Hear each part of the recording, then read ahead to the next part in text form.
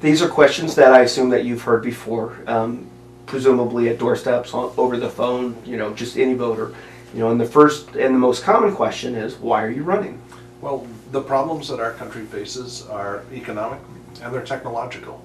And as a scientist and a businessman, I feel that I can make a real difference. I'm not a professional politician, and I am never going to be the loudest voice in the room, but the voters in this district will see in me the record of accomplishment, the shared values, the deep roots in the community that will win this election and bring the kind of change they want to see to Washington, D.C. Talk a little bit about your deep roots in the community. Oh, well, geez, I raised my family here. I lived here for 22 years. Raised my children here, went to more PTA meetings than I can count. I was a member of the Batavia Foundation for Educational Excellence. It's a group that does special projects for teachers, and I always hoped anyway it made them feel better about being teachers in this community. And all these activities, a soccer coach for years and years and years, and all the normal things you do to raise a family in this district. Mm-hmm. And I got to call the people that live around here my neighbors and my friends. And cool. So when an issue comes up, I don't have to go to polling or focus groups or anything like this. I know what they think. What you're from. That's great. So what in your background makes you qualified to be a member of Congress? You obviously know, having spent some time with Patrick Murphy, what Congress is all about. This is not a new thing to you. You're not imagining it. It's not theoretical. But so what in your background is going to make you qualified and better as a congressman? Well, I spent many years as a businessman and many years as a scientist, and there's an experience that everyone has who's just working hard for a living. You open up the newspaper in the morning, you read what's there, you get angry, and then at the end of that you fold it up and you go to work and you do your job. And after 22 years of that, I said, okay, it is time to do something about it, and I became politically active. I grew up in a very politically active family. My father and mother met on Capitol Hill in Washington, D.C. when Mom worked for Senator Paul Douglas of Illinois, the famous progressive activist, professor of economics, I believe, from the University of Chicago, who became an alderman and then eventually a senator. And Mom worked for her. That's when my parents met. My dad was a civil rights lawyer. He wrote a lot of the enforcement language behind the Civil Rights Act of 1964. And so, I have this very strong recessive gene for political activism. And, when my youngest child took off for college, I decided it was time to get involved politically. Well, talk a little bit about your experience with Patrick Murphy, because you have a rather unique, I heard about it a year ago, rather unique, background with him, and you brought some innovation that Democrats need. Sure. Well, when I decided to become politically active, I left my job at Fairmont National Lab, where I worked for 22 years. And I spent a while educating myself about what the possibilities were, and eventually settled on working on a campaign. And so my daughter and I, in fact, went to one of the Red to Blue events that were held in Washington, D.C., where they brought all the candidates in that were in tight races in the 2006 cycle. And we had researched them all on the web beforehand, and we went and we spent an evening talking to all of them. And at the end of this, my daughter and I, she was back from Stanford, I guess, for the summer or for a few weeks, and we walked away, and she said, "Okay, who did you think?" And we both said Patrick Murphy at the same time. Who as the one that I should go and volunteer for. At the time, he wasn't Congressman Murphy. Right. He was Captain Murphy. This Iraq War veteran walking around with a scrap of paper in his pocket with the names of 19 members of his unit that didn't make it back. Oh, wow. And just a 32-year-old, bright as anything. He taught constitutional law in West Point. So he was like perhaps the Republicans' nightmare candidate in this sense. And he was, but he was also very dedicated and knew, and a very clear idea of what he wanted to do. At the time that I joined the campaign, they were down, double digits in the polls, and I felt, and actually one of the reasons that I chose that campaign is that, it would be a glorious campaign if we won, And on the other hand, it wouldn't be a humiliating defeat if we lost, because it was a tough seat. This was a Republican seat. Everyone, all the same issues that you have in the 14th, where people ask you, what makes you think you can win? And he was facing exactly the same thing. And the point, when I joined the campaign, I just camped out in the Ramada Inn, across the street from the campaign headquarters down on Bristol Pike, a block or two from the adult bookstore. It's a wonderful, morally pure operation they have there in terms of not being a big budget campaign headquarters. But that campaign just attracted bright young kids from all over the East Coast. It was just amazing. Wow. And just and very competent people. Anyway, so I did a lot of things for the campaign. The deal that I had with the campaign manager was that I would try to do every single job on the campaign. It's sort of the attitude that I bring into when I'm trying to learn something new, is to actually learn the industry on the factory floor. When I decided that I had to learn how to make and design integrated circuits, for example, for some physics experiments that I was doing, I learned how to do integrated circuits. I went and I read the manuals, I talked to the engineers, read the physics textbooks about the device physics, and just taught myself how to build integrated circuits. I built some integrated circuits, and at that point I felt secure in running a group of engineers that built integrated circuits for me. But I was unwilling to, order people to do something that I was incapable of doing myself. Mm-hmm. And so I brought that kind of attitude, when I decided to be involved in electoral politics. And so I did everything. By the end of the campaign, I'd done every single job except for a video shoot. Oh, is that right? I missed the video shoot because I was so involved in the get out the vote. Right. And I understand that he's the only Iraqi war veteran who won. That's right. There were, I don't know, geez, it might have been nearly 30 or so, yeah. A very large number of them at various levels. And so he's the only guy that finally made it. Right. And so I'm very proud of that. And he's, I believe, been a very influential voice on the congressional debate. Yeah. It's been frustrating because, of course, trying to shake sense into George Bush on Iraq policy is, well, it's really limited by the Senate, frankly, because the poor Senate leadership has this problem that their majority depends on Joe Lieberman. Yes. And so it's not a good situation they're in. But I got to watch the moment when Barack Obama and Patrick Murphy and Congressman Thompson stood up and jointly introduced their Iraq De-Escalation Act. And this was at a time when all the Republicans were saying, oh, the Democrats don't have a clue, they don't have a plan, they're talking about getting out of Iraq, but there's no one with any military competence, blah, blah, blah.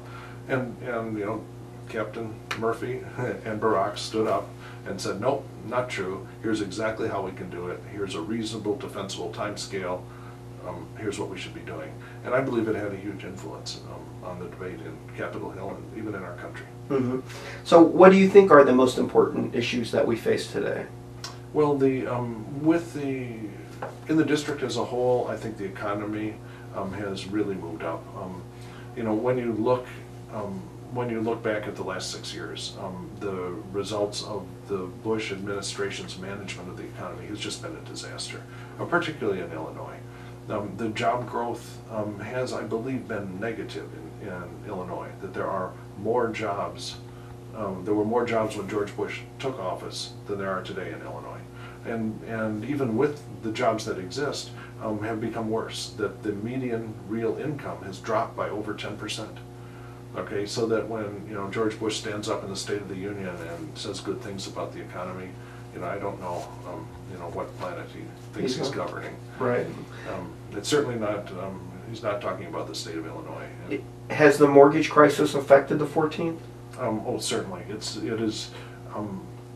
The 14th district has experienced some of the most rapid growth in the last.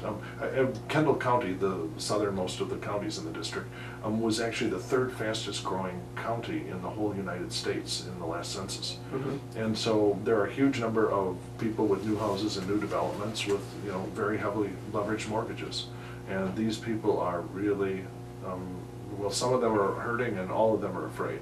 Yes. Fear is definitely something that we see. So what are your goals as for your tenure as congressman? What would you like to accomplish? In the short term, look, if I could be a contributor toward getting a sensible withdrawal from Iraq going, I think that would be as high as anything on my priority. Being fully supportive of getting universal health care is a very high priority. Mm-hmm. It looks like all three of the top tier Democratic presidential candidates have universal health care proposals that I could support. I will probably be a little more concerned in making sure that these are adequately paid for, that Mm-hmm. they should be fiscally responsible. So, and I will, but aside from that, I will be just absolutely fully supportive of getting this. So that's it. I think that energy policy is something I could immediately have a useful contribution to. There's a strong tendency to engage in wishful thinking about energy policy really on both sides of the aisle. Mm-hmm. The Republicans have for years, sort of from an ideological point of view, imagined that if you just get more business involvement, it's all perfect and we can somehow drill our way out of the energy crisis. And it's not going to work in the long term, and it's not working already. And on the other side, frankly, a lot of the Democrats engage in wishful thinking about green technologies and how they're going to be, sort of the magical fountain of dollars and jobs and all this sort of stuff. The truth of the matter is that in regards to global warming, is that we have discovered in the last couple of decades that something that we thought was free, which is venting of carbon dioxide, has real costs. Right. And when any economist will tell you that when something that you thought was free has now a cost attached to it, your standard of living will go down. Mm-hmm. Okay? And so I view our job on this is to solve the problem of global warming, but do it in the manner that does the least damage to our model for economic growth, both in the United States and in the world. Yeah, that'd be terrific. What are the two congressional committees that you'd like to join?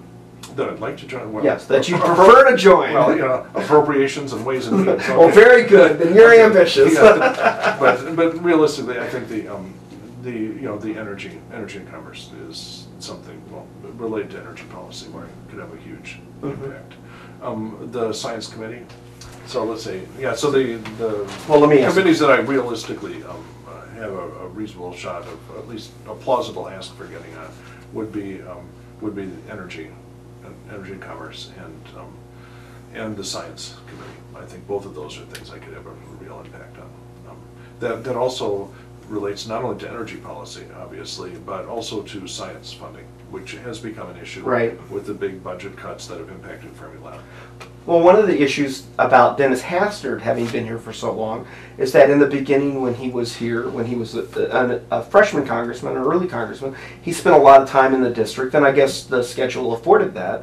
And now he's been spending a lot of time in Washington and hasn't spent as much time in the district.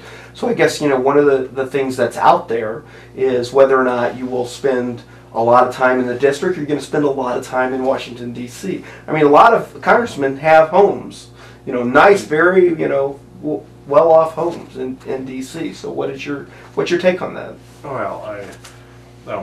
Well, first off, when you're the Speaker of the House, I will give Denny Hastert a pass for spending a few extra days in Washington. For a lot of the time he spent it campaigning, which for national Republicans, and that I think that's more open to question. But so I'll give him a little bit of a break on that. Okay. However, personally, I intend to do the really rigorous schedule of doing 4.5 days of work in Washington, getting on an airplane and coming home and meeting voters every single weekend.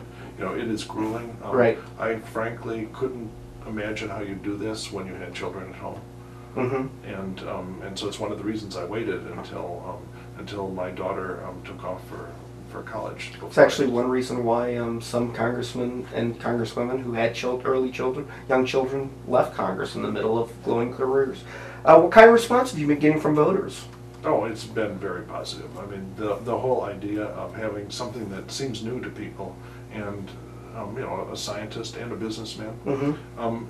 One of the nice things about having this dual background is that it really puts at rest a lot of the fears that independents have about, frankly, flaky Democrats. Right, and you're going to need those independents. That's right. But I can talk to small businessmen about the nuts and bolts of small business. and I can talk to them about science. There's actually a huge amount of enthusiasm for science throughout the district. I was worried that maybe Fermilab would be somehow a liability, but I found that just throughout the district, even way out in the western part, Fermilab is very well known and very well loved. Yeah, I have relatives in this district, and they all know we're about Fermilab, even, and very proud of it. That's how they identify the district, but they have no idea where it is. That's right. Well, you see, for generations, parents have been signing permission slips for their children to go and take field trips to Fermilab. That explains. And so many of these parents, the kids know all about Fermilab because they get Right. They get an education when they arrive. But the parents have no idea what Fermilab does, but they're proud of it. And so but the idea, even the farmers understand that their future really depends on technology. They are just thrilled with the doubling of the corn prices that they've seen because of ethanol. And they understand very clearly that corn-based ethanol is not the long-term future for biofuels. And so they are really anxious to be told, what is the future path that's going to work. And that makes sense. Right, and in so very ironical way, the best representative for this agricultural area of the district is a scientist. Okay. I like to end these with a kind of personal note, and so I'm asking people, what else should people know about you? And not about your campaign, but about you that maybe they don't know. Let's see, I don't use Rogaine. Me neither.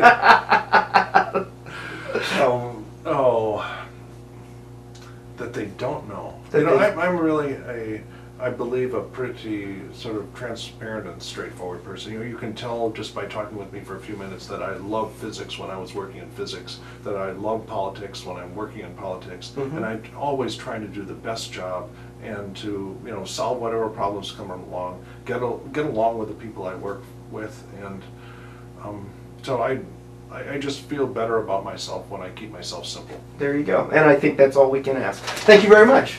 Thank you.